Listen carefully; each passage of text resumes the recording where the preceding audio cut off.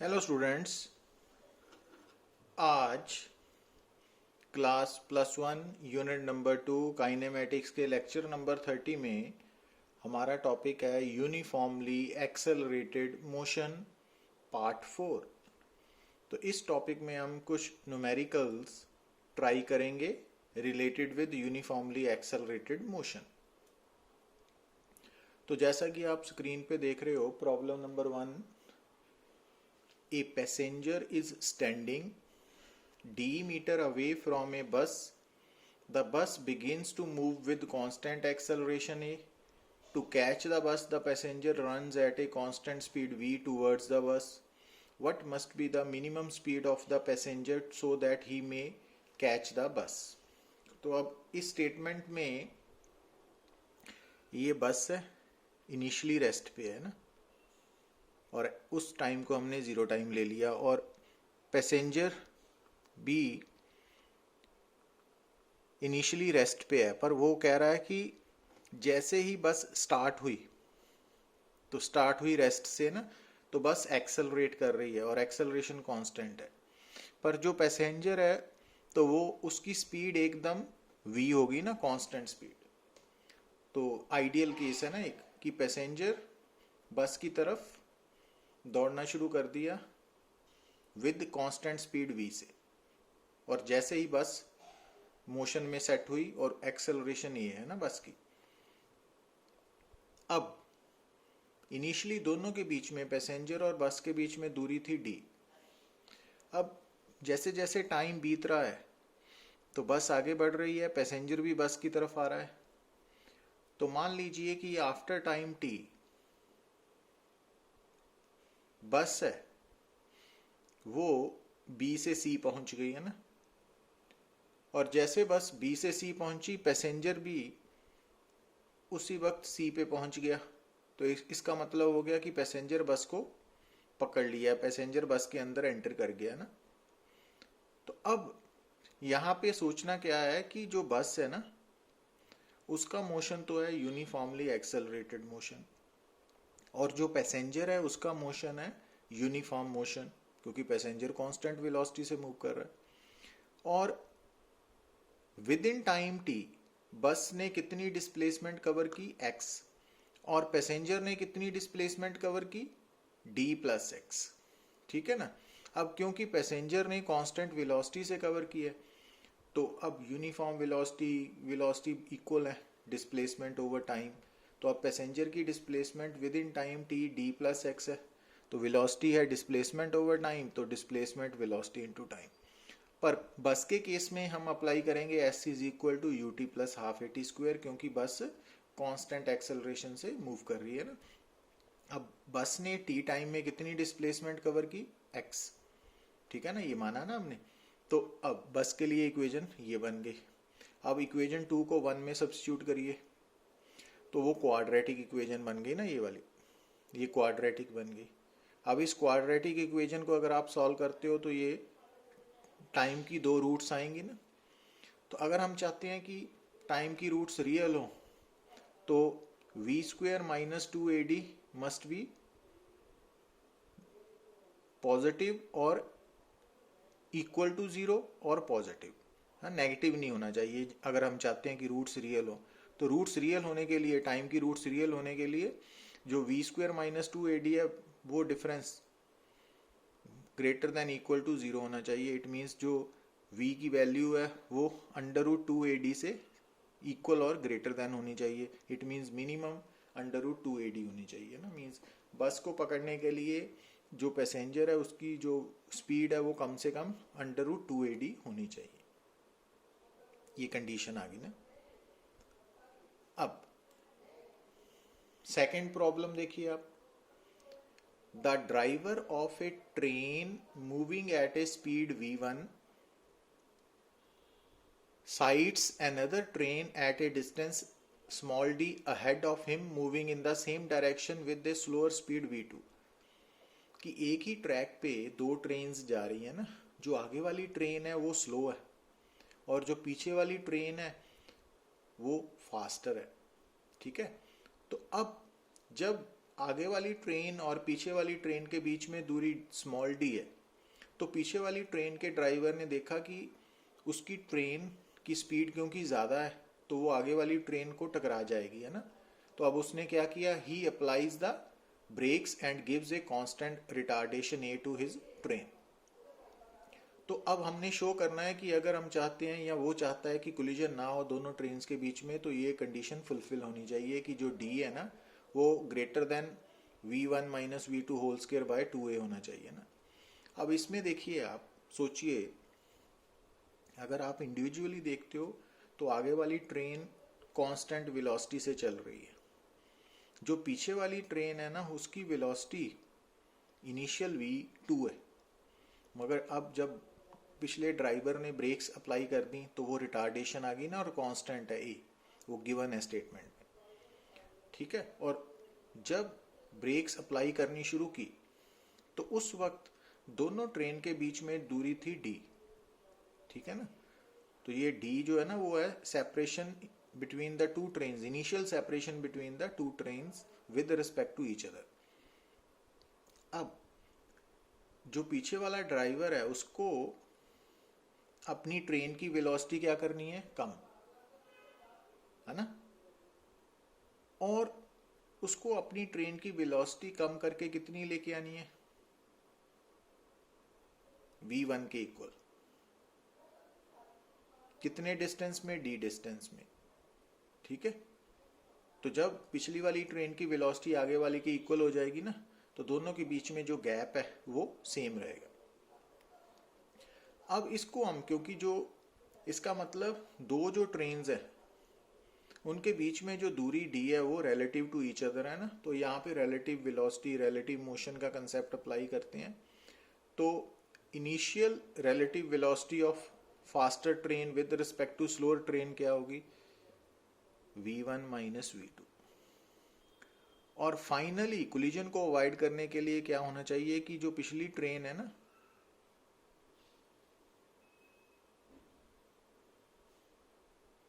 अच्छा यहाँ पे आप एक नोट करिए कि पिछली ट्रेन की वेलोसिटी v1 है, आगे की v2 है ना, तो ये आप थोड़ा करेक्शन कर ले, है ना।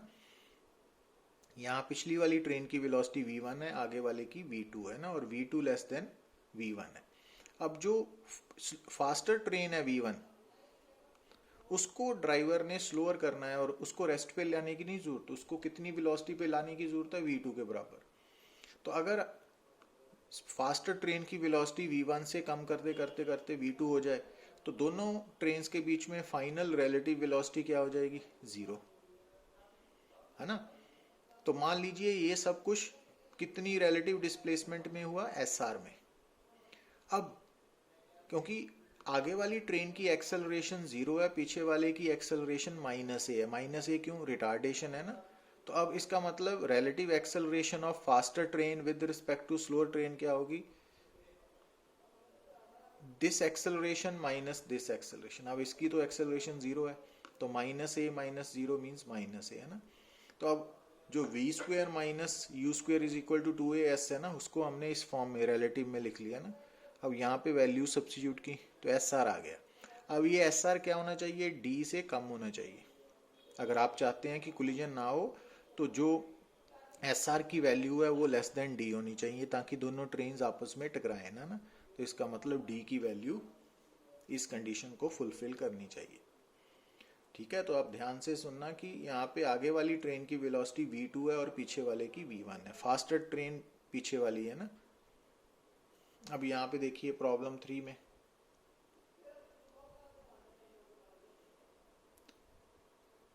two ends of a train moving with a constant acceleration pass a certain point with velocity u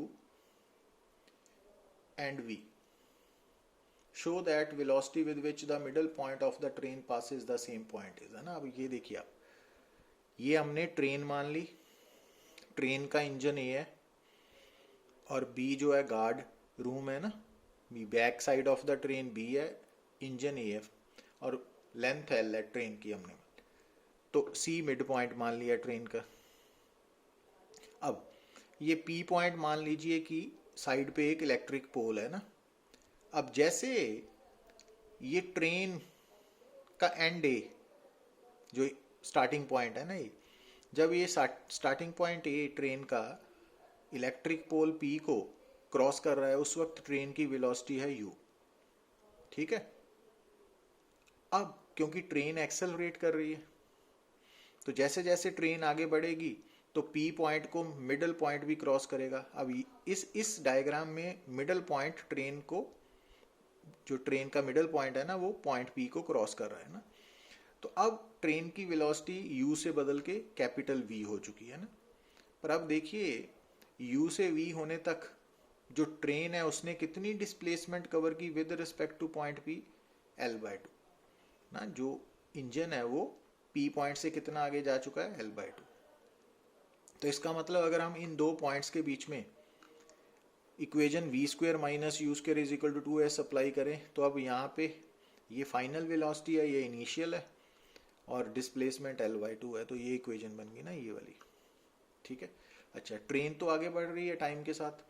तो अब मान लीजिए कि जब ट्रेन का and point fixed point P को क्रॉस कर रहा है, तो उस वक्त तक ट्रेन की वेलोसिटी v हो चुकी है ना, अकॉर्डिंग टू गिवन सिचुएशन।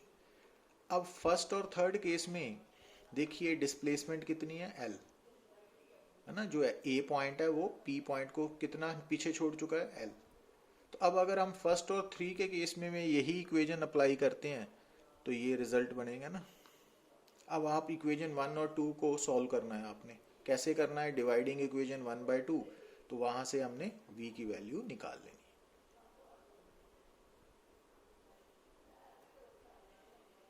अब प्रॉब्लम नंबर 4 देखिए आप। In a car race, car A takes time t less than car B and passes the finishing point with a velocity v more than the velocity with which car B passes that point. Assuming that the car start from rest and travel with constant accelerations a1 and a2, find the relation between v, t, a1 and a2. अब यहाँ पे देखिए, मान लीजिए कि ये starting point है race का और ये फिनिशिंग पॉइंट है f, और दोनों के बीच में दूरी l है। अब कार A और कार B इनिशियली दोनों रेस्ट पे थी ना। अब जो कार A की एक्सेलरेशन a1 है, कार B की a2 है। तो जब कार A F पे पहुंची तो कार A को S से F तक पहुंचने में कितना टाइम लगा, TA, और कार B को S से F तक पहुंचने में टाइम लगा TB। ये मान लिया हमने ना। अब अकॉर्डिंग टू गिवन सिचुएशन जो TA टाइम है ना, कार A ने जो टाइम लिया वो TB से T लेस होगा ना, तो इसका मतलब TA की वैल्यू TB - T है। Equation number 1। अब दूसरी बात कि जब कार A फिनिशिंग पॉइंट पे पहुंची तो उसकी वेलोसिटी हमने मान ली VA, और कार B की फिनिशिंग पॉइंट पे वेलोसिटी है VB, और कार A की जो वेलोसिटी है वो B से ज़्यादा है ना। कितनी ज़्यादा है, V।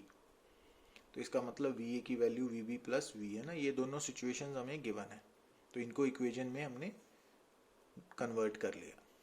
अब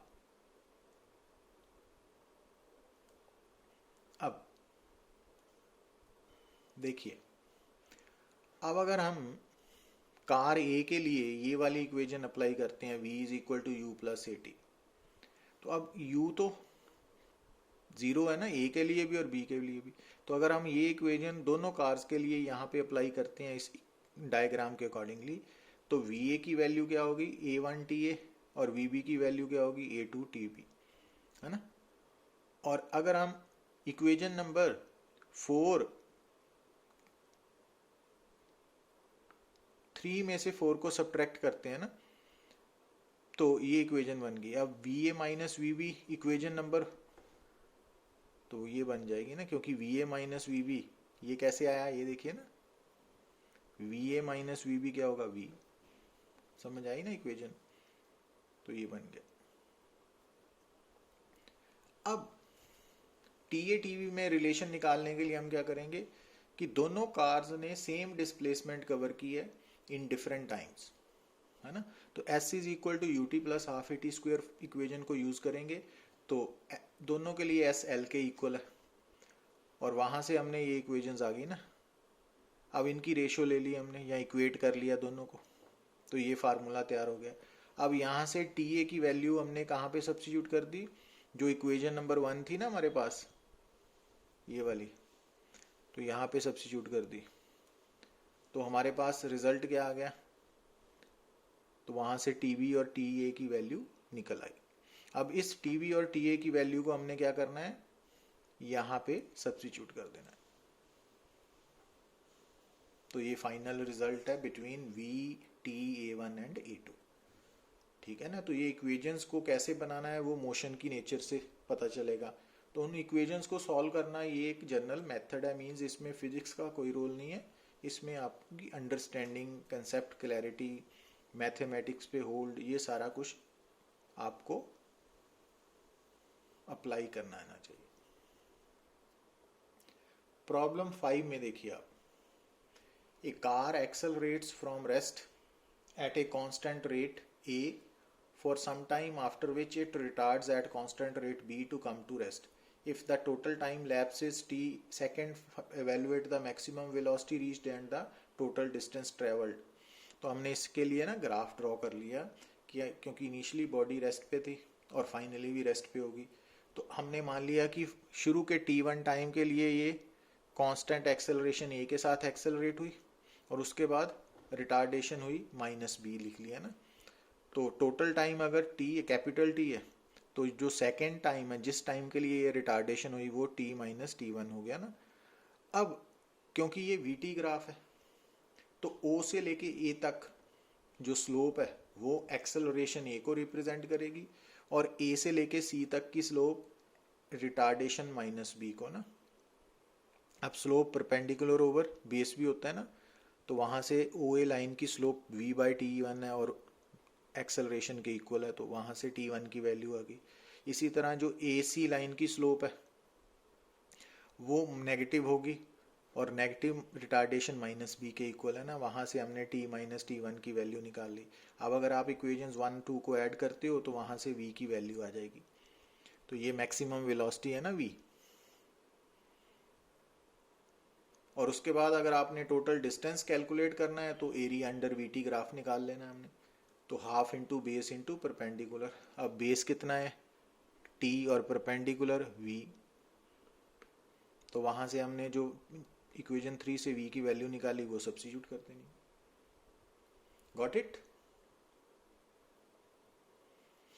अब प्रॉब्लम नंबर 6 में देखिए, a 100 metre sprinter increases her speed from rest uniformly at the rate of 1.5 meter per square second up to 3/4 of the total run। क्योंकि 100 मीटर है रेस तो 3/4 मीन 75 मीटर। तो हमने क्या किया, जो पूरी रेस है ओडी 100 मीटर उसको 4 पार्ट्स में डिवाइड कर लिया ना, 25 metre each, O A B B C C D. अब ओ से लेके सी तक 75 मीटर बना ना, तो ओ से लेके सी तक एक्सेलरेशन है 1.5 मीटर पर स्क्वायर सेकेंड, डिस्प्लेसमेंट है 75 मीटर, इनिशियल वेलोसिटी u0 है ना। तो हमने अगर मान लिया कि सी तक पहुंचते पहुंचते उसकी वेलोसिटी v होगी और टाइम t है, तो वो हम t o c निकाल सकते हैं कैसे, s is equal to u t plus half AT square लगाया बिटवीन o एंड c। तो अब s 75 लेना है, u0 है, एक्सेलरेशन 1.5 है, t o c ले लिया ना, वहाँ से TOC की वैल्यू 10 सेकेंड आ गई। अब O और C के बीच में हमने दोबारा v² - u² is equal to 2ASV अप्लाई करनी इक्वेशन, तो वहाँ से v की वैल्यू इतनी आ गई ना। तो इसका मतलब जब एक्सेलरेशन ख़त्म हुई तो उसकी वेलोसिटी 15 मीटर पर सेकेंड हो चुकी है और पहले 3/4 कवर करने में उसको 10 सेकेंड का टाइम लगा। अब स्टेटमेंट के अकॉर्डिंगली उसने बाकी का जो 25 मीटर डिस्टेंस है ना वो कांस्टेंट वेलोसिटी से कवर किया। ठीक है। तो अब C से लेके D तक जो S है वो 25 मीटर है और वेलोसिटी कितनी है, जो C और D की वेलोसिटी है ना इनिशियल, वो ये वाली v है ना, तो वो हमें पता लग चुकी है 15। तो वहाँ से हम C से D तक का टाइम निकाल सकते हैं क्योंकि C से D तक एक्सेलरेशन 0 है ना, यूनिफॉर्म मोशन होने के कारण। तो इट मीन्स उसको पूरे रेस कितने टाइम में कवर की O से D तक, तो वो टाइम इतना आ गया ना, O से C प्लस C से D तक वाला टाइम। अब हमने पहले 50 मीटर और बाकी के 50 मीटर के टाइम की रेशो लेनी है ना, वो कैसे लोगे आप? अब O से लेके B तक कितना टाइम है, तो 50 मीटर है ना यहाँ पे कांस्टेंट एक्सेलरेशन से। अगेन आप S is equal to u t plus half a t square लगाओ। अब यहाँ पे टाइम O से लेके B तक वाला सब्सिट्यूट करना है ना, तो वहाँ से हमें ये मिल गया। तो अगर पहले हाफ के लिए इतना टाइम लगा तो बाकी हाफ के लिए कितना लगेगा, तो टोटल टाइम में से वो निकाल के आंसर आ जाएगा ना।